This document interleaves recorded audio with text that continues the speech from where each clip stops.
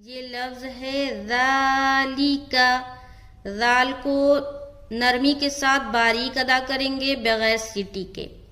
اگر کوئی پڑھتا ہے ذالکا تو وہ حرف ذال کو غلط جگہ سے ادا کر رہا ہے، لہذا حرف ذال زا بن جائے گا، تو ذالکا کہنا ہے، ذالکا غلط ہے، زا ایسا اگر آپ کہہ رہے ہیں تو غلط پڑھ رہے ہیں۔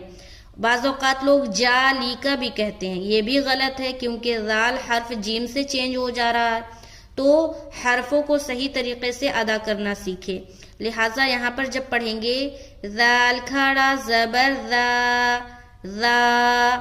ذا، لام زیر لی، ذالی، کاف زبر کا، ذالیکا، ذالیکا، صرف ذال میں کھینچیں گے، لیکا کو جلد پڑھیں گے، ٹھیک ہے۔ ذال میں